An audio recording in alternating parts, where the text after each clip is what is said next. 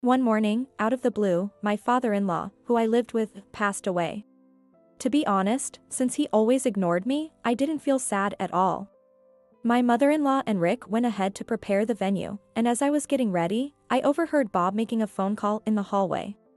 I married her out of pity because she couldn't have children. Basically, it was a charity case. I gasped. And yet she's so arrogant and annoying. She's just a housekeeper, but she acts like she's Rick's mother. Then, he chuckled. I'll make her cover the donation for the funeral. With that money, I'll buy you a luxury bag you wanted, right, Moira? He didn't even know I was listening in the hallway, but he kept talking. While feigning calm, my body trembled with anger. I'm going to put an end to this. This guy was not my family or anything. I was going to vent all the frustration I'd been holding back. He was so wrong to think that I would always be obedient to him. My name is Lisa, a 50-year-old housewife. I married Bob 11 years ago, and since then, I've lived with him, his son Rick, and my in-laws. Bob and I met through a mutual friend. I was heartbroken after my fiancé broke up with me over my infertility, and seeing me down, a friend gathered some acquaintances and organized a drinking party. Bob was a man of few words but seemed sincere. We hit it off talking about movies, and he initiated a serious relationship with the intent to marry. His ex-wife was into gambling, accumulated debt, and ran away, leaving behind her young son. Hearing that he was looking for a mother for his son, I met Rick on our few dates later. Rick, innocent and sociable, quickly grew fond of me. His grandparents, whom I met later, seemed like nice people, and by the time we'd been dating a year, I strongly wanted to become part of Bob's family. But in retrospect, Bob and his parents were only putting on an act in front of me. I was completely deceived and began living with Bob and Rick after a modest wedding. Right after we married, Bob asked me to become a housewife. I liked my office job and wanted to continue, but Bob persuaded me earnestly. I want you to focus properly on Rick.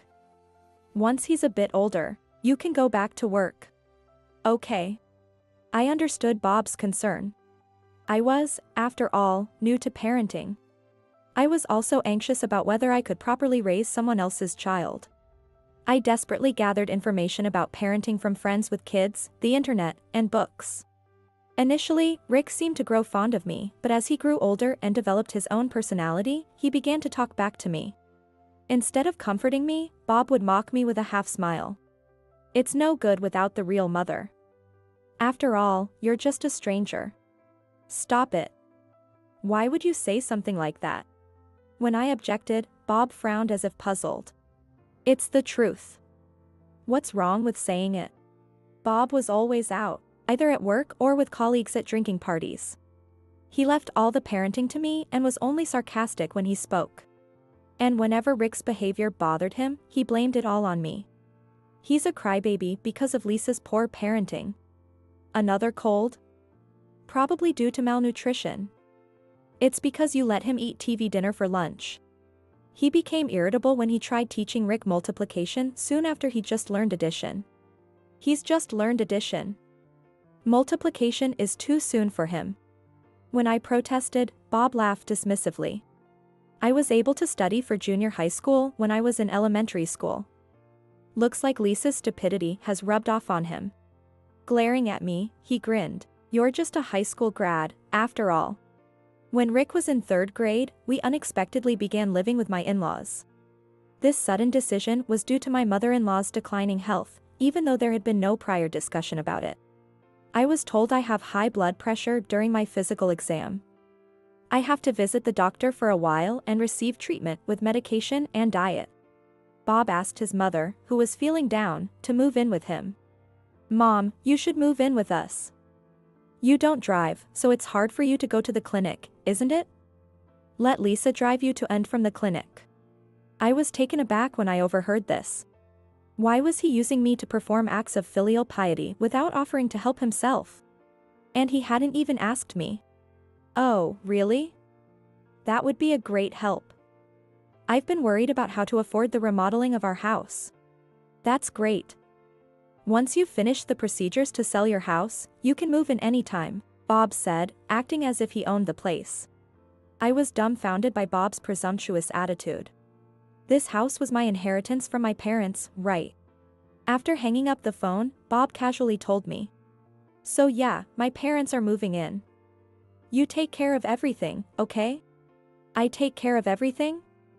Wait, ask me first and don't just decide on your own. You know what, this is my house. Bob looked displeased. You don't want to live with my parents? I don't mean it. My wife is supposed to take care of her husband's mother, which is quite natural, right? You've got a lot of free time anyway. So at least be useful. My opinions were completely ignored, and soon they moved in with us. Living together, I ended up being bossed around by my mother-in-law. Because of bad weather, or feeling sluggish, or even not in the good mood. She didn't want to go to the clinic for such reasons. Then shall we cancel? Are you fine with my illness getting worse? What a terrible daughter-in-law. If I persistently suggested we should go, she'd snap. You're annoying. Once I finally got her in the car, it was nothing but complaints. Your driving is too rough. Drive safe. Don't drive too slow. Go faster. As soon as we got home, she'd sit on the sofa and start grumbling. I got carsick because of your terrible driving. Why are you so bad at this?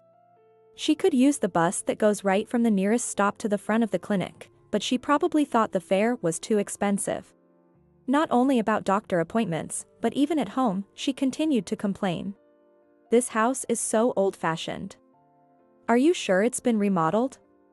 It's not suited for 2 generations living together, it feels uncomfortable. She would say things like this, even though she came barging into my house. Meanwhile, my father-in-law had his own peculiar ways. Though he didn't join in when Bob or his mother criticized me, which made me think he was on my side, it seemed he just wanted to avoid conflict. Blatantly, he never responded to my greetings, and when he had something to ask me, it was minimal, like breakfast? Laundry? He seemed to want nothing to do with me, and when I wondered where he was always off to, it turned out to be either gambling or horse racing. With all that free time, I desperately wished he would drive his wife to her appointments. He should take care of his own wife. Moreover, my mother-in-law was selective about the meals I prepared. My in-laws preferred lightly seasoned, fish-based dishes. But Bob and Rick liked strong flavors, so I had to prepare different meals for them. As if that wasn't hard enough, my mother-in-law was on a low-sodium diet, so I ended up having to make 3 different meals for 5 people. Oblivious to the daily stress this caused me, my mother-in-law continued to complain. The flavor is too bland. I can't eat something this terrible. This must be your way of harassing me. What a sly daughter-in-law. A low-sodium diet inevitably results in blander flavors. Please bear with it. Then, my mother-in-law would go crying to Bob. Bob, Lisa is terrible. My mother-in-law complained, causing Bob to glare. Hey, cook better meals for her, okay? Why don't you cook if you're going to complain? I retorted out of desperation. Oh my. How dare a wife talk back to her husband like that, my mother-in-law exclaimed, her eyes widening. Anyway, please bear with the bland food. Always making excuses for your bad cooking. She forced me to cook meals for the family because she herself was not a good cook. Yet, she never seemed to have a shred of gratitude for me. I gradually became disappointed with Bob, who always sided with his mother. One day, while walking back from shopping, I stopped when I heard my mother-in-law's voice. Curious about the conversation, I was shocked to discover she was talking bad about me to the neighbors. Our daughter-in-law is so defiant. She lives off Bob's salary, yet has the nerve to talk back to us. Does she even know her position she is taking? Really? She just lazes around at home, avoids housework, and dumps all the cleaning and laundry on me. She does nothing. Hidden behind a fence, I was dumbfounded. Since moving in, my mother-in-law hadn't even washed a single cup. It seems you picked a dud with the new daughter-in-law, too. Yes, and it's bad for Rick's upbringing. Bob is one thing, but the grandson is the real victim here. Poor thing. With a tone of pity from the neighbors, my mother-in-law dramatically lamented. See, I'm sensitive, right? I'm stressed out being bossed around by my daughter-in-law. My stomach hurts. You've had it tough. You mustn't push yourself. It all made sense now. No wonder the neighbors had been avoiding me lately. Clutching my fists, I calmed my rage and took a long detour home. That evening, I confronted Bob about his mother's behavior. Don't you think it's too much for her to spread rumors? She was just going along with what the neighbors said. Bob displayed a look of annoyance. You just need to improve your cooking skills. I'm doing my best already. Just try to get along, okay? I was driven by a feeling of helpless anger. Do I have to endure being spoken to like this every day? As Rick entered his teenage years and hit puberty, he naturally began to mock me, having grown up seeing Bob and my in-laws look down on me. He bombarded me with harsh words. Wash my gym clothes by today. I need them tomorrow. Stuffing leftovers into my lunchbox? That's lazy. You're a full-time housewife with nothing else to do, so make it properly. I hate this brand of curry mix. You should know my preferences by now. You're useless. Despite relying on me for everything, he constantly found faults. Incredibly, he even kicked me out of the house when his friends came over. Go away, you're an eyesore. It'd be fine if you were pretty, but having an old lady like you around is embarrassing. This is my house. Don't get cocky. You're on my dad's salary, aren't you? Bob and my in-laws, standing nearby, showed no sign of concern. Fed up, I finally scolded Rick. If you behave like that, I won't take care of you anymore. Abandoning a child's care? That's a failure of a mother. Rick lashed out in anger. Then Bob intervened with a look of annoyance. Lisa, don't react to every word the kid says. It's not wise. I'm correcting him because he's being disrespectful to adults. I protested loudly, seizing the moment to express my grievances. Hey, why don't you get more involved with Rick as a father? I'm providing for the family, isn't that enough? Bob retorted, glaring at me with arrogance. You only get to relax every day because of me. You can't even earn money, so the least you could do is serve my family. He yelled at me loudly. Otherwise, there's no reason to keep you around in this house. If you don't like it, we can get a divorce. I'll throw you out right now. You're a failure who can't even have kids. I felt like crying. He was a man who could say such terrible things with no hesitation. Behind Bob, Rick and my mother-in-law looked at me with malicious grins. Then I'll start working. I can contribute to society too. Working from home should be fine, right? Who would even hire you? If you slack off on the housework, I'll make you quit right away. After such exchanges, I decided to start working from home. Having worked in sales administration until a few years ago, I was skilled with computer tasks. I registered with a crowdsourcing company, and as I built my track record, I eventually started receiving constant requests. I worked from the bedroom. During the late night to early morning hours when my family was asleep.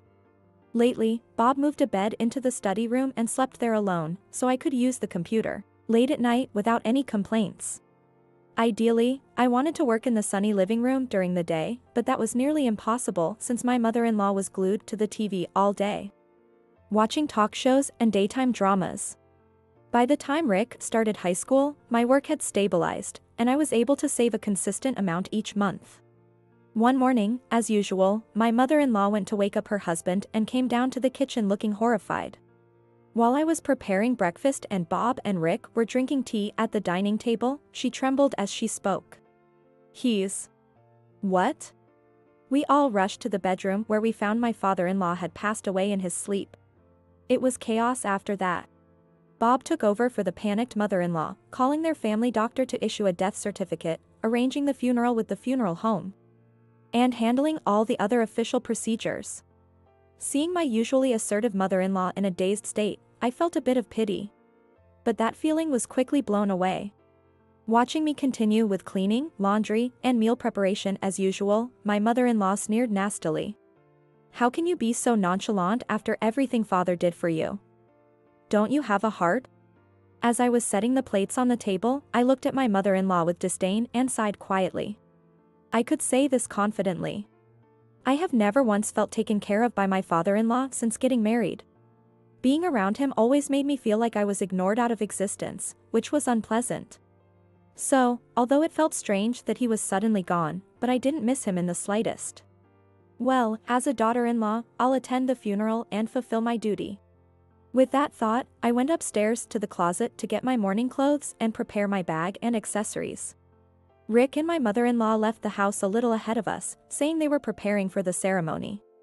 As I was going down the stairs in my morning clothes, I heard Bob's voice. It seemed he was talking to someone on his phone. Yeah, my dad suddenly. So, I've been really busy. I'll be a bit late seeing you tonight. Sorry, I know today is our special day, though. I felt uneasy. Despite appearing sorrowful in front of his mother, his voice was too cheerful for someone whose father had just passed away. What? You're asking why I married such a boring woman? Bob laughed as he explained on the phone. I married her out of pity because she couldn't have children. Basically, it was a charity case. I gasped in shock. And yet, she's so arrogant and annoying. She's just a housekeeper, but she acts like she's Rick's mother. He chuckled at that. I'll make her cover the donation for the funeral. With that money, I'll buy you a luxury bag you wanted, right, Moira? He continued speaking in an upbeat tone, unaware that I was listening in the hallway. When I appeared at the end of the call, he was momentarily startled but quickly put on a smile. Oh, you were here? Yes. Aren't you leaving yet? I'm about to head out. Want a ride? Maybe I will. While maintaining my composure, my body trembled with rage. As I put on my black pumps, I muttered to myself. I would end this. This person was neither family nor anything else to me. I was going to vent all the frustration I've been holding back. He was so wrong to think that I would always be obedient to him. The next morning, as I sat serenely on a one-seater sofa, sipping my tea, my phone rang. It was from Bob. Since the early morning, he had been calling me every few minutes. He also bombarded me with text messages. I had read them but didn't reply, which probably made him switch to calling. Sighing, I answered the phone, and Bob started ranting quickly. Hey, where are you? The funeral is about to start. Oh, is that so? It has nothing to do with me. Bob exploded in anger as I replied nonchalantly. What? Stop joking and come here now. You disappeared from the viewing, and when I thought you'd gone home, you vanished. Calmly, I replied to the frantic Bob. That's impossible. There's rush hour traffic, and it would take over 2 hours by car. I sent a photo taken from the window to Bob's phone, and he shouted.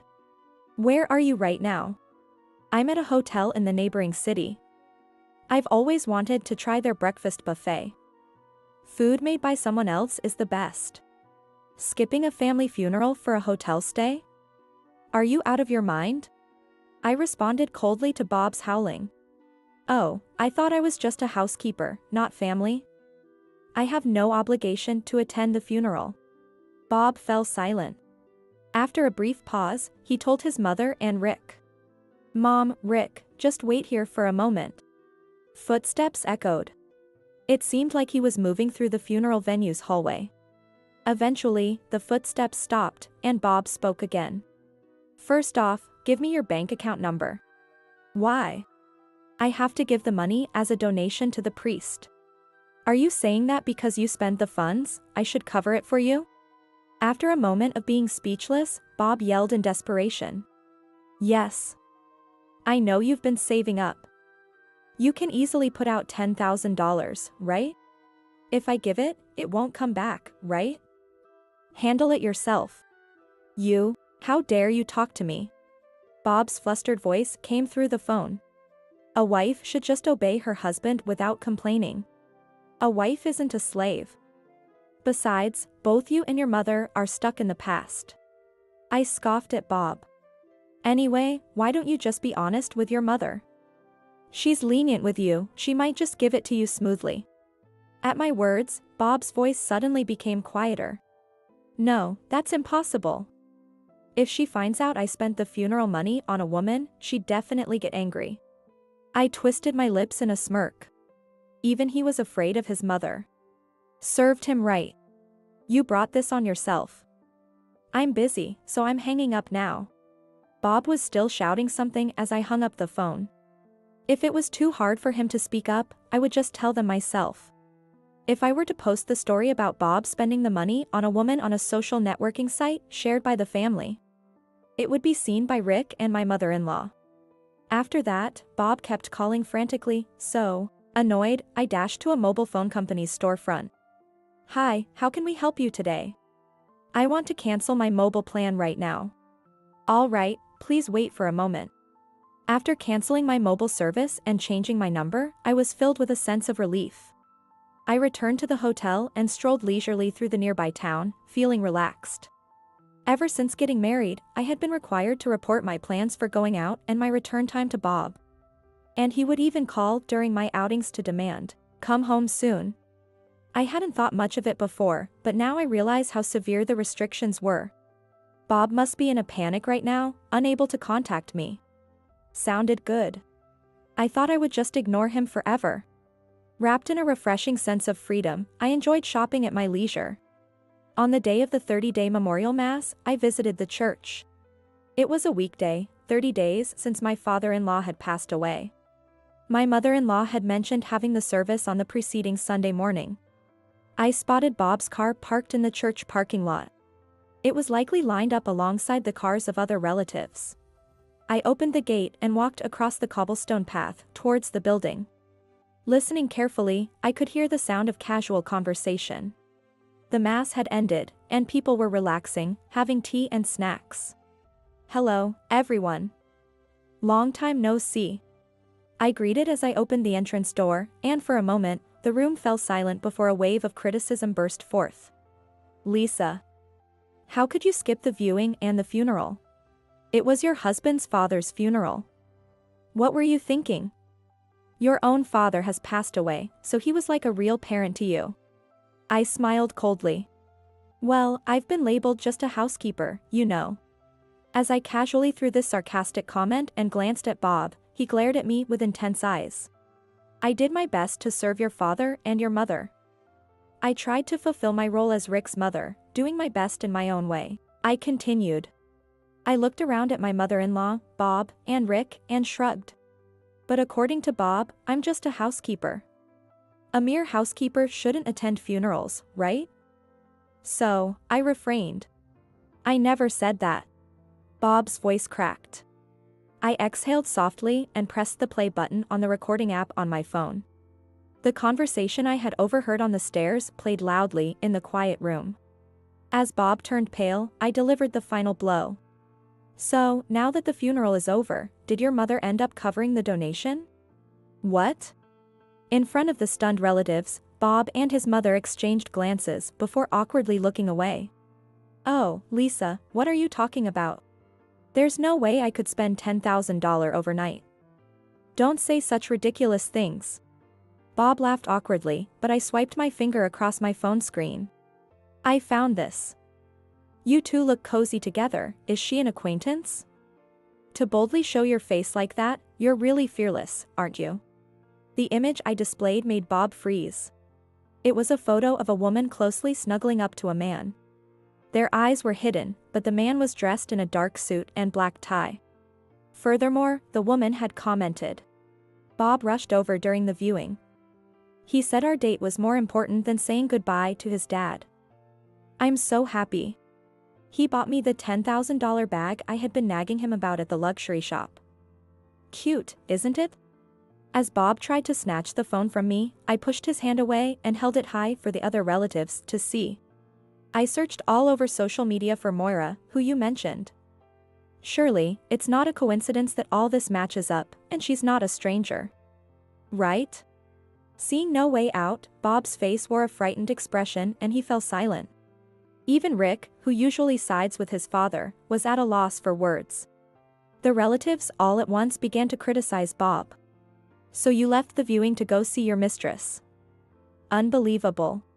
The relatives who had been silent so far couldn't hold back any longer and started shouting. So you bought a luxury bag with the funeral donation? You rushed out before the funeral started to withdraw money from the bank, didn't you? What a disgraceful son. Shut up. It was our first date in a month. And since Mom covered the money, it's all settled, right? Bob defiantly retorted. The date was more important to me than the funeral. It would be a big problem if I stood her up and got dumped. Cut me some slack. Even his mother was shocked. Bob. What are you talking about? Oh, isn't it nice to be honest? Smiling, I then showed Rick's bank statement, which I had brought from home, to everyone to see. With such brazen cheating and saying it's more important than his own father, it's no surprise he'd dip into his son's savings. Rick, peeking at the statement, suddenly wore a look of despair. It's empty. This can't be true. He turned to Bob, accusing him furiously. Did you dip into my savings, Dad? You're the only one who knows the PIN. You knew I had been saving my allowance since Mom was around, right? Bob, shamelessly grinning, responded. Well, I tried to use Lisa's money, but I couldn't figure out the PIN. You sure had saved up quite a bit. That's my boy. Don't joke around. Is that what a father does? Rick screamed, tears in his eyes. I don't want to call you my father anymore. I'm cutting ties with you right now. Bob's mother tried to calm the enraged Rick. Rick, you have to forgive him. Thanks to your father, we have a good life every day, don't we? Why don't you give a little to your father? My money was probably given to his mistress, too. It's okay to give gifts, but use your own money. Why are you messing with my money? Rick voiced a completely reasonable question. And the same goes for Grandpa's donations. You usually mock her so much that it makes no sense to ask her to pay for it. Just pay that much yourself. You can't pay for it because you don't have any money. I said, chuckling while looking at Bob. Judging from your social media, you've been giving her expensive gifts every time you meet. The reason you divorced your previous wife was also because of you having an affair, right? When I pointed this out, Bob and his mother grimaced in silence. From Rick's reaction, it seemed he had been kept in the dark. What a nasty woman. Did you even research the cause of the divorce? I sneered at Bob, who looked uncomfortable. I thought I'd hear about your past, so I contacted your best friend through an acquaintance, and boy did I get some juicy stories. Just then, I received a message on my phone, so I stood up. Excuse me for a moment. I'm going to pick up a guest. After excusing myself from his relatives, I walked out of the dressing room to the church entrance. When I returned with a couple, Bob gasped. Hi, Kevin, and even Moira. Sorry, Bob. Kevin found out about us. Looking back and forth between the discouraged Moira and the furious Kevin, Bob spoke in a trembling voice. Kevin, calm down. You're mistaken. We aren't having an affair. It's no use, Bob. I spoke with a look of disbelief. Kevin, I found the messages between Bob and Moira on his phone. I even hired a detective agency to investigate thoroughly. Oh. So there's no escaping this. Kevin glared straight at Bob with bloodshot eyes. Even though you have a bad track record with women, you were my best friend and I trusted you. I can't believe you secretly met her in a hotel the day after we went drinking. And you kept sneaking into my house while I was away on business trips, didn't you? With a vein throbbing in his temple, Kevin shouted resentfully. I should have never introduced you to her. But... right?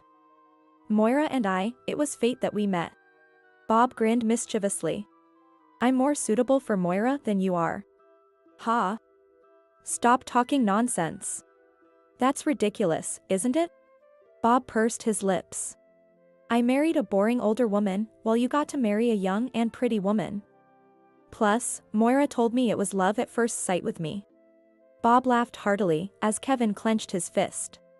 As you wish, I'll divorce Moira. You'll be paying alimony. I don't have that kind of money. I've already spent a lot on Moira. I can barely afford to pay my ex-wife. Bob spoke defiantly. Well, but I'll pay you with the inheritance I'll get from my father. Right, Mom? Bob smiled broadly, while his mother-in-law quietly said, "There's no such thing." "What? If we had money, we wouldn't have moved in with you guys. We'd have renovated our own house and lived there." My mother-in-law spoke gravely. It made sense. I nodded too. My mother-in-law hadn't chosen to live with them out of preference, but out of dire necessity. But, you were saving up for retirement, right?" Bob showed signs of panic, to which his mother-in-law sadly shook her head.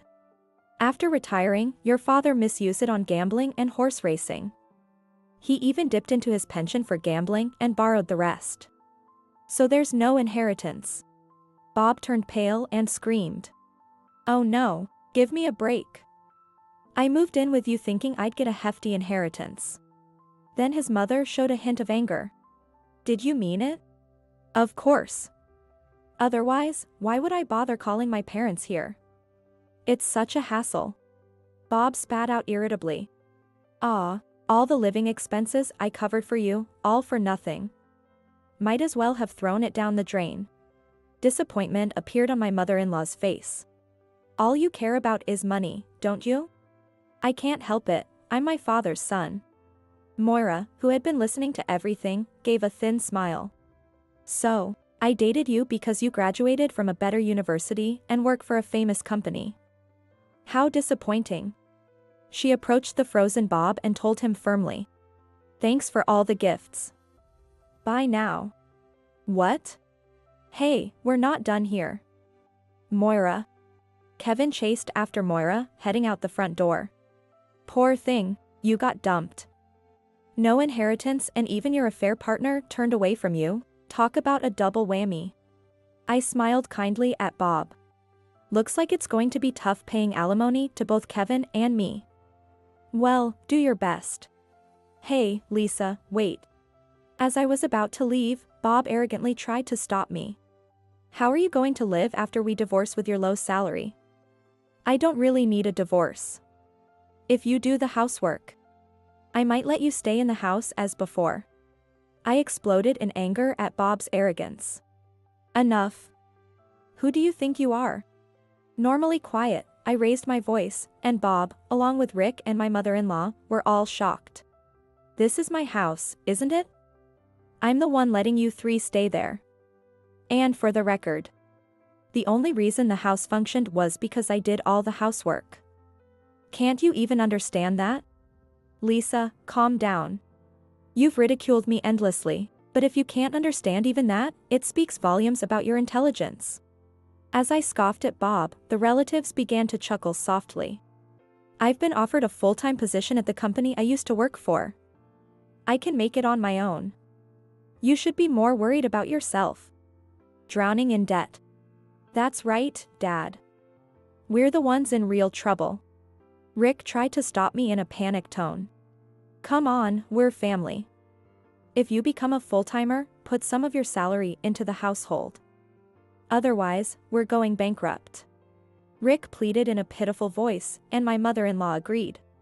"Planning to run away, even though you're a daughter-in-law? It's time you did something useful for us." I turned to the three of them and said coldly, "Have you forgotten how you've treated me all this time? There's no room for a maid in this scenario. Lisa. Family of three, you'd better help each other out. And you'll need to move out of the house soon." I greeted the watching relatives and then left the church. When I returned to the hotel, I sent Bob a copy of the signed divorce petition. I plan to stay in the hotel until those three move out of the house. Although they moved out quietly, Bob was reluctant to pay alimony for a long time. "I want to settle, but she forcefully pushed for the divorce," he would complain. "If this petition goes to court, it will cost extra. Are you okay with that?" Persuaded by his lawyer, Bob finally gave in and transferred the alimony to my account. To pay the alimony to both Kevin and me, he piled up debt, and his income from the company wasn't enough, so he started working part-time as well. Bob apparently explained the reason for our divorce as conflicting differences to his boss and colleagues. However, since a friend of Kevin's worked in a different department, the real reason spread throughout the company. Feeling uncomfortable, Bob quit his job as if fleeing. Naturally, his income plummeted. Now, He's juggling several jobs, desperately paying off his debts. Despite previously being close, his family relationships also declined. Rick, completely discouraged, skipped school and hardly returned to their shabby new apartment, preferring to hang out instead. My mother-in-law no longer spoke to Bob, who had agreed to let them live with us hoping for an inheritance. The issue of stealing Kevin's wife spread among friends, and Bob, having lost all his friends, lives a lonely life. Having returned to my former workplace as a full-time employee, I work full-time without having to consider anyone else and enjoy living alone.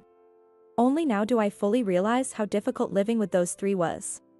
From now on, I intend to take care of myself, work comfortably, and enjoy the rest of my life.